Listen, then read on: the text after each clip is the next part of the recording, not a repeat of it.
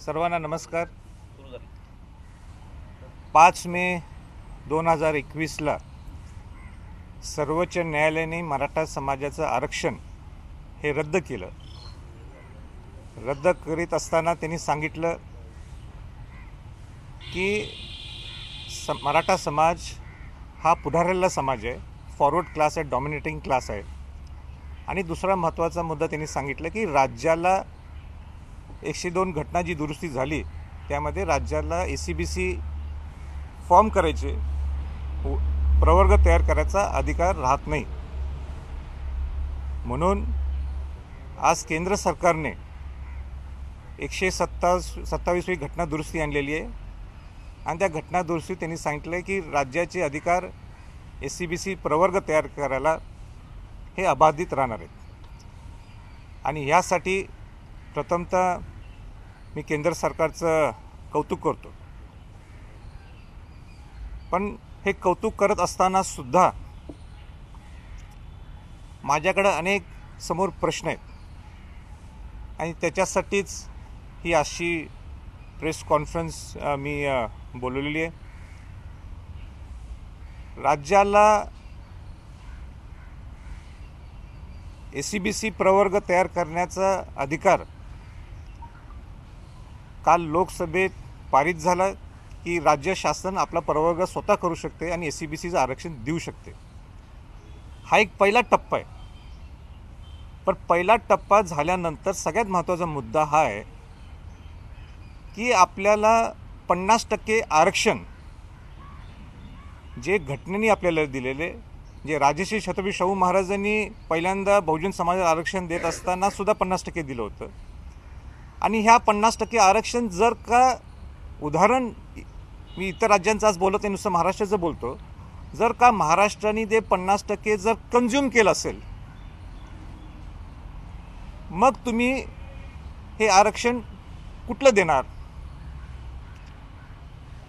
तर त्या इंदिरा साहनी केसमध्ये स्पष्टपणाने सांगितले की तुम्हाला 50%च्या वर ACBCमध्ये आरक्षण देता येत नाही.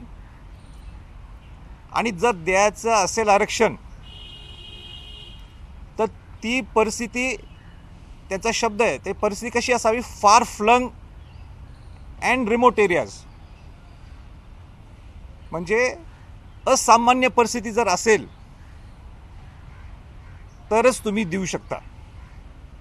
त्याच्यात सुद्धा आपल्याला 5 मेला जो निर्णय आला त्यात स्पष्ट लिहिलं आहे की आपली काही फार फ्लंग परिस्थिती नाही, आपली काही असामान्य परिस्थिती नाही जेणेकरून आम्ही 50%च्या वर तुम्ही आरक्षण देऊ शकता. हा पहिला मुद्दा झाला. दुसरा मुद्दा असा आहे की राज्याचे माजी मुख्यमंत्री देवेंद्र फडणवीसजी आणि त्यांचं सरकार, आत्ताचे मुख्यमंत्री उद्धवजी ठाकरे आणि त्यांचं सरकार यांनी स्पष्टपणाने सांगितलेलं आहे की आपण ज्यांना आरक्षण दिलं जातं त्या आरक्षणाला धक्का न लावता त्यांना आरक्षण द्यायचं आहे. मग तुम्ही कशा पद्धतीने आरक्षण देणार? तर हा फार मोठा संभ्रम आहे. त्याच्यातला अनेक पर्याय होऊ शकतो. जे 2 पर्याय होऊ शकतात, जे मी आज 127व्या घटना दुरुस्तीत मी अमेंडमेंट सूचित करीत आहोत. ते मी पहिल्यांदा वाचून दाखवतो आणि मग ते स्पष्टीकरणसुद्धा मी त्याच्याबद्दल देईन. पहिलं माझं अमेंडमेंट जे मला सूचित करायचं आहे शासनाला, केंद्र सरकारला, ते म्हणजे काही राज्यांमध्ये कदाचित दूरवर व दुर्गम म्हणजे फार अँड फ्लंग परिस्थिती असतील म्हणून इंदिरा साहनीच्या निर्णयामध्ये 50% ओलांडण्याचा एक सामान्य एक्स्ट्राऑर्डिनरी परिस्थिती मांडली गेली. तरी काही समाजातील लोकसंख्या अपवादात्मक कारणामुळे मुख्य प्रवाहात वगळली जाऊ शकते. त्यामुळे राज्यांना या निकषांना असामान्य मानण्याची परवानगी दिली पाहिजे. ह्याचा अर्थ असा आहे की 50% वर तुम्हाला जर द्यायचं असेल तर असामान्य परिस्थिती पाहिजे, म्हणजे फार फ्लंग अँड रिमोट, म्हणजे दूरवर आणि दुर्गम भागात जर राहत असेल तर आपल्याला 50%च्या वर इंदिरा साहनीच्या माध्यमातून देता येते. पण महाराष्ट्रात किंबहुना अनेक राज्य असे आहेत की तिथं अशी परिस्थिती नाही आहे. पण ज्या पद्धतीने हे लोक तिथं राहतात, तिथं भौगोलिक परिस्थिती तशी राहतात, तशीच परिस्थिती आज महाराष्ट्रात निर्माण झालेली आहे. म्हणून तुमच्या अमेंडमेंटमध्ये बदल यावा इंदिरा साहनीच्या त्या केसमध्ये, हा मी आज या प्रसंगी मी तिथं अमेंडमेंट मागणार आहे. आणि दुसरं महत्त्वाची आणि एक माझी अमेंडमेंटला म्हणजे सूचित करू इच्छितो ती म्हणजे तुम्हाला कुठलाही पर्याय उपलब्ध राहिला नाही. उदाहरण, असामान्य परिस्थितीमध्ये तुम्ही बसू शकत नाही 50%च्या वर एक्स्ट्राऑर्डिनरी सिच्युएशन्समध्ये, नंबर 1. नंबर 2, तुम्हाला जे एक्झिस्टिंग आरक्षण आहे तिथं ते 50%च्या ऑलरेडी आपण क्रॉस केलं आहे, लिमिट क्रॉस केलं आहे, म्हणून तिथं तुम्ही जात नाही. मग तुमचा अर्थ असा आहे काय ते 50%च्या आत जायचं, तेही क्लिअर असावं केंद्र सरकार आणि राज्य सरकारकडून. आणि तिसरा पर्याय, आणि तो महत्त्वाचा पर्याय जे केंद्र सरकार करू शकते, ज्या राज्यांना, दुसरा माझा अमेंडमेंटची माहिती, ज्या राज्यांना सामाजिक मागास सिद्ध करता येत असेल, म्हणजे सामाजिक मागास एकदा सिद्ध करता येत असेल, त्या राज्यांना 50%ची मर्यादा वाढवण्यासाठी केंद्र सरकारकडे आलेले वर्गीकरणाचा आधार घेता येईल. म्हणजे तुम्हाला हे तिन्ही पर्याय जर तुम्हाला बसत नसेल केंद्र सरकार म्हणजे तुमचे आरक्षण देण्याचे, तर तुम्ही 50%चा कॅप हा वाढवावा, असं माझं सरकारला केंद्र सरकारला ही विनंती राहील. मला असं वाटते की आणि काही प्रश्न असतील तर आपण विचारावेत, मी त्याच्याबद्दल स्पष्टीकरण देईन. याच्यामध्ये सगळ्यात पहिला मुद्दा म्हणजे एक हां काय म्हटलं? या दुरुस्त्या जे तुम्ही सुचवता विधेयकामध्ये, तर या सभागृहामध्ये मांडणार आहात?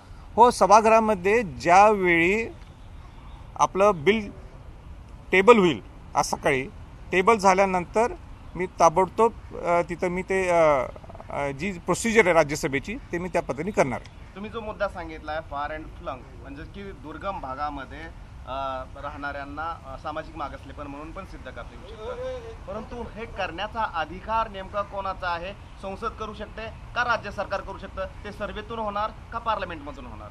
नाही, राज्याचा अधिकार काय असतो की अपवादात्मक परिस्थिती हाय काही नाही हे राज्य सरकार ठरवू शकते. बर, पण ती फार फ्लंग परिस्थितीच, फार फ्लंग आणि रिमोट म्हणजे म्हणजे दूरवर आणि दुर्गम भाग जर असेल आणि ते जर तुम्हाला तो बदलायचा असेल तो पॉईंट, ते काही राज्य बदलू शकत नाही, त्याला केंद्र सरकारनेच ते बदलायला गेलं आहे. म्हणजे 1992ला जो इंदिरा साहनींनी जे बोलले किंबहुना अगोदर जे घटनेत लिहिलेलं आहे ते आपल्याला दुरुस्त करायचं असेल, घटनेतलं कुठलंही वाक्य दुरुस्त करायचं असेल तर तुम्हाला केंद्र सरकारच्या माध्यमातून दुरुस्ती करावी लागेल. राज्य दुसरा मुद्दा म्हणजेच की आज राज्यसभेमध्ये हे विधेयक येण्याची शक्यता आहे. या विधेयकावर तुम्ही राज्यसभेमध्ये बोलणार आहात का? जी यादी दिली जाते त्याच्यामध्ये तुमचं नाव आहे का?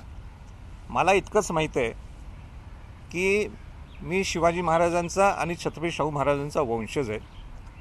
राजश्री छत्रपती शाहू महाराजांनी पहिलं आरक्षण दिलं 1902मध्ये 50%, ज्याच्यात अनुसूचित जाती जमाती ओबीसी आणि मराठा समाजाचा समाविष्ट होता. ते बाबासाहेब आंबेडकरांनी घटित केलं. मी 2007 पासून लढा देतोय, ते आजपर्यंत माझा लढा चालू आहे समाजाला न्याय मिळवून देण्यासाठी. पण आज मी उपराष्ट्रपतींना सुद्धा मी पत्र दिलेलं आहे. पार्लमेंटरी मिनिस्टर जे कॅबिनेटचे प्रल्हाद जोशी असतील किंवा मुरलीधरन असतील राज्यमंत्री MOS, त्यांनाही मी पत्र दिलेलं आहे. जे आम्हाला संधी देतात म्हणजे जे पक्षातले जे लोक आहेत त्यांनासुद्धा पत्र दिलेलं आहे. शेवटी त्यांनी ठरवायचं आहे मला बोलायला द्यायचं की नाही का. मी स्पष्ट बोलतो आणि स्पष्ट बोलत असल्यामुळं जर त्यांना त्रास होत असेल तो त्यांचा प्रश्न आहे, पण माझी भूमिका ही स्पष्ट बोलायची ही राहील. मला विश्वास आहे ते मला देतील बोलायला.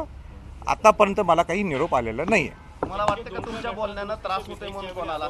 त्यावेळी जेव्हा 102व्या घटनादुरुस्तीचं विधेयक आलं होतं त्यावेळी तुम्ही सभागृहामध्ये बोललेला होता, त्यामुळे यावेळी तुम्हाला ती संधी मिळायला पाहिजे. नाही, मिळालंच पाहिजे. शाहूंचा वंशज म्हणून, शाहू महाराजांचा वंशज म्हणून, आणि जो प्रामाणिकपणाने मराठा समाज हा बहुजन समाजमध्ये यावं ही जी भूमिका नेहमी मांडतो त्याचा अधिकारच आहे त्यांनी द्यायचा, त्यांनी द्यायलाच पाहिजे असं माझं मत आहे.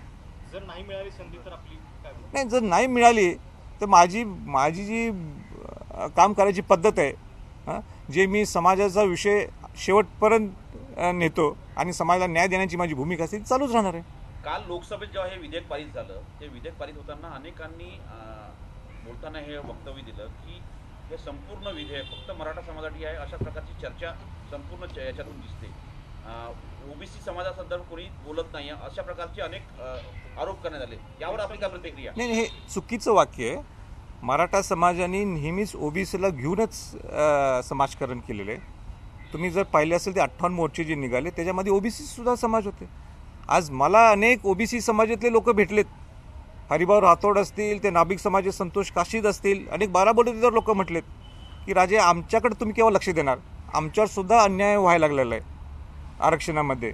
हे सगळेजण म्हणजे सगळेजण आपण एकत्रच आहोत, एक संघच आहोत. त्यामध्ये जे काही कोणी बोललं असेल हे चुकीचं आहे. राजे एक महत्त्वाचा प्रश्न आहे की ओबीसी आणि मराठा समाजामध्ये ओबीसी या विधेयकामुळे शिवसेना म्हणते की ओबीसी आणि मराठा समाजामध्ये वाद निर्माण होईल, कारण ओबीसी मधून हे आरक्षण द्यावं लागणार आहे, 50%च्या पुढे जात नाही. शिवसेनेने ही थेट भूमिका घेतलेली आहे. आता इथून पुढे राज्यामध्ये ओबीसी आणि मराठा आमने सामने उभं राहील अशी परिस्थिती निर्माण झाली का? म्हणजे ताटातला एक वाटा जो आहे तो द्यावा लागतो मराठ्यांना. ज्यावेळी दोन्ही सरकारांनी म्हणजे फडणवीस सरकार आणि उद्धव ठाकरे सरकारने दोघांनी स्पष्टपणे क्लिअर सांगितलंय की ज्यांना आरक्षण दिलं जातं ते आरक्षण सोडून तुम्ही आम्हाला आरक्षण द्या, वेगळं आरक्षण द्या. आता जर केंद्र सरकारचं म्हणणं असेल का 50% तिथं कन्झ्युम्ड आहे, तर तुम्हाला जर आरक्षण देण्याचा अधिकार दिला असेल, मग या 50%मधनं घेतले तर मराठा ओबीसी वाद होऊ शकतो. ही काही मागणी चुकीची नाही आहे, ही काही मागणी चुकीची नाही त्यांची, ती रास्तच आहे. म्हणूनच मी एक 2-3 अमेंडमेंट जे सुचवलेत ते जर केले तर एक्स्ट्रॉर्डिनरी सिच्युएशनमधला जो वाक्य जर बदलला, फार फ्लंग अँड रिमोट म्हणजे दूरवर आणि दुर्गम परिस्थितीच्या पेक्षा जे भौगोलिक परिस्थिती आज महाराष्ट्राची आणि इतर राज्यातली आहे, जे डोंगर किंवा तिथं जे लोक राहत नाहीत पण शहरात राहतात ते सुद्धा गरीब आहेत, हे जर तुम्ही वाक्य बदलू शकला तर हे सगळे सिच्युएशन सगळी परिस्थिती नॉर्मल होऊ शकते. सध्याच्या विधेयकामधून मराठा आरक्षण देणं शक्य होते का? मला एवढं नाही, ह्या आजच्या विधेयकमध्ये आरक्षण मिळालं असं नाही आहे. हा पहिला टप्पा आहे आरक्षण मिळवून देण्याचा. म्हणजे तुम्हाला उद्या 50%चा वरचा कॅप सुद्धा वर जायचं असेल तर तुम्हाला सामाजिक मागास सिद्ध करावं लागेल. आणि सामाजिक मागास सिद्ध करायचं असेल तर ही 127वी घटना दुरुस्ती आहे की राज्याला SCBC प्रवर्ग तयार करण्याचे अधिकार आहेत. हा महत्त्वाचा आहे. म्हणजे कुठलंही आरक्षण तुम्ही सामाजिक मागास सिद्ध केल्याशिवाय तुम्हाला मिळू शकत नाही. त्यासाठी 127 घटना दुरुस्ती त्याचं कौतुकच आहे. ओबीसी समाजाच्या मनामध्ये हीच भीती आहे की मराठा आरक्षण जे आहे ते आमच्या कोट्यातून दिलं जाऊ शकतंय का? नाही, म्हणून शेवटी काय शाहू महाराजांची भूमिका काय आहे की जो वंचित आहे त्यांना ते आरक्षण मिळालं पाहिजे. म्हणून कोणाचं काढून घ्यायचं किंवा काय करायचं हा विषय तर महत्त्वाचा नाही आहे. जो वंचित आहे, जो शोषित आहे, जो आज शोषित नाही पण जो वंचित आहे त्या वंचितांना आरक्षण मिळायला पाहिजे, ही सुद्धा माझी स्पष्ट भूमिका आहे. तुमचे कार्यकर्ते आणि तुमचे समर्थक म्हणतायत की ओबीसी मधून आरक्षण द्यावं अशी भूमिका सोशल मीडियावर व्हायरल होती तुमच्या कार्यकर्त्यांची, समर्थकांची. नाही, मी परवा सुद्धा बोललो की ज्या बहुजन समाजाला आरक्षण शाहू महाराजांनी दिलं होतं, ज्या वंचितांना आरक्षण मिळालं पाहिजे तेही मी त्या मताचं आहे. मग ते केंद्र सरकारची आणि राज्य सरकारची जबाबदारी आहे. जे टिकणार आरक्षण आहे हे तुम्ही द्या. ओबीसी मधून द्यावं का? ओबीसी मध्ये द्यावं का? महाराष्ट्रातून फक्त प्रीतम मुंडे यांनी या विधेयकावरती आपलं म्हणणं मांडलं आणि त्याच्यामध्ये त्यांचं म्हणणं होतं की सगळ्यांना केवळ एकाच जातीचा कळवळा का आहे, सगळे मराठा का करतायत, हे बिल त्याच्या पलीकडचं आहे. नाही, त्यांचं हे वाक्य फार कॉन्ट्रॅडिक्टरी आहे. हे चुकीचं वाक्य आहे. महाराष्ट्र एकमेव असा समाज महाराष्ट्रात असा आहे की जिथं SC ST OBC सुखाने नांदतात. त्याला शिवाजी महाराज शाहू फुले आंबेडकरांचा विचाराचा वारस आहे. आपल्याला एवढंच करायचं आहे की कसं बसवता येईल, ज्याच्यात हे सगळे ही बहुजन समाजाची व्याख्या आहे. अनुसूचित जाती जमाती आणि मराठा समाज हा एका छताखाली राहायला पाहिजे. तर कसं बसवायचं आहे ह्याच्याकडे आपण लक्ष केंद्रित करायला पाहिजे. ज्या त्या बोलत असतील हे वाक्य आजच्या 127 घटना दुरुस्तीची काही कनेक्टेड नाही आहे आणि ते चुकीचं आहे. मराठा आरक्षणासोबत धनगर समाजाचा आरक्षणाचा मुद्दाही काल लोकसभेत उपस्थित झाला. त्या सुप्रिया सुळे जे राष्ट्रवादी काँग्रेस पक्षाचे नेते आहेत त्यांनी म्हटलं की इम्पिरियड डाटा नसेल तर आरक्षण कसं देणार?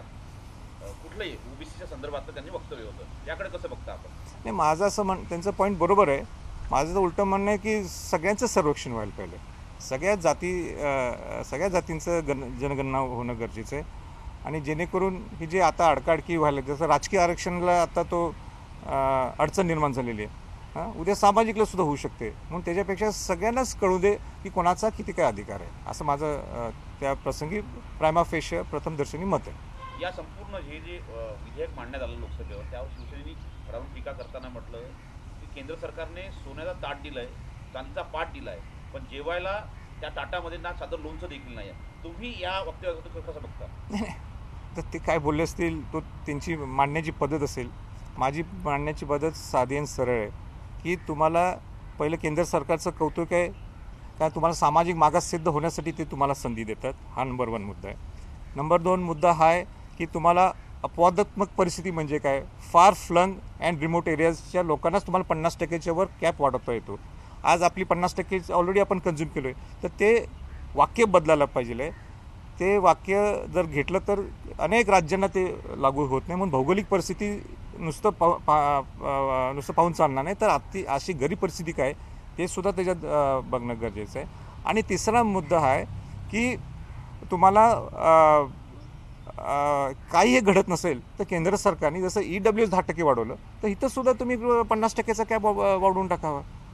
आणि जो शेवटचा मुद्दा जो आहे, जो सेन्सिटिव्ह आहे, जर तुम्हाला केंद्र सरकारने सामाजिक मागास SCBCचं आरक्षण प्रवर्ग तयार करायचं दिलं, मग तुम्ही त्या 50% जाणार का?